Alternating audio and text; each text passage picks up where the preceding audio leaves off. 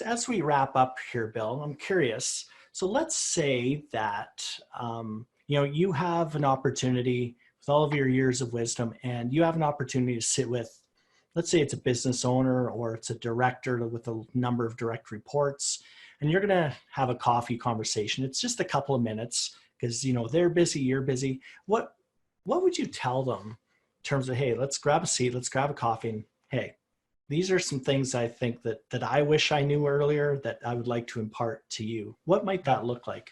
Well, first of all, I would want to, have the discussion with them and, tell me about your company and what do you anticipate? What are your risks?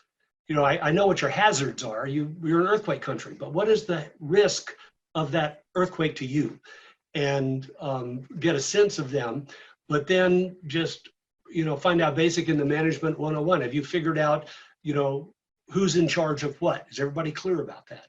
And have you decided if you have one of these events, where will you be in charge from? And what information do you need to be in charge?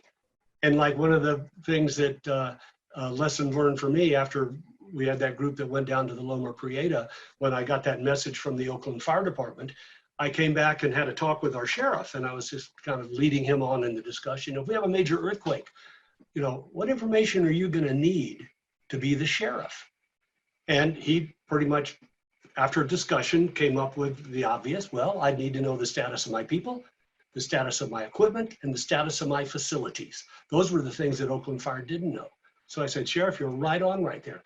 And then I went around and talked to every deputy and every supervisor I could, checking on, this is when I first got there to see where the planning was in. I couldn't find anybody in the sheriff's office that had on their checklist, get this information and get it back to the headquarters.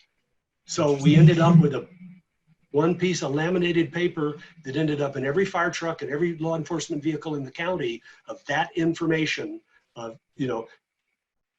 go out, check yourself, check your people, check your facilities. What happened? What can you do about it? What do you need? Get that information up the chain.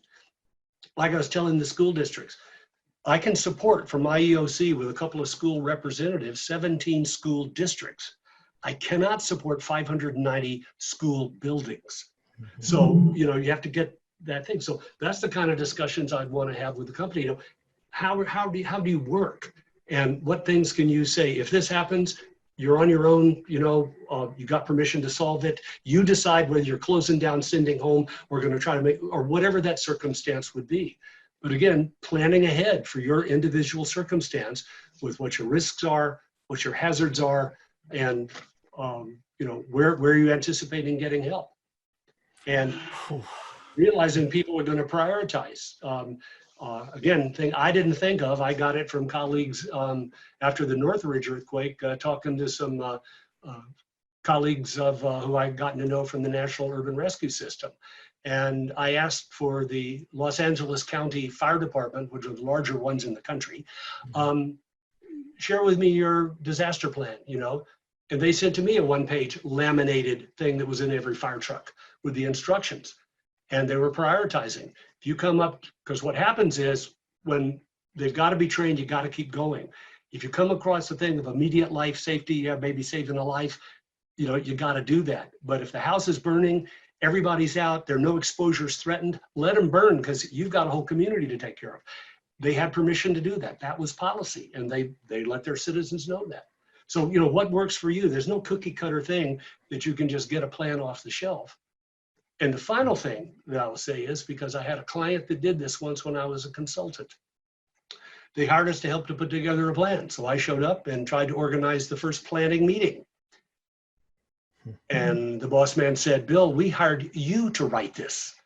And I was saying, well, boss, if the people who got to use it aren't part of putting it together, ain't gonna work. And with a little discussion, we got some time from the people who knew the company, knew what the situation was. So I just wasn't writing some plan for them to check the box that they had this plan that was required because they had federal grants. And, the people who are going to use it need to be the people who put it together.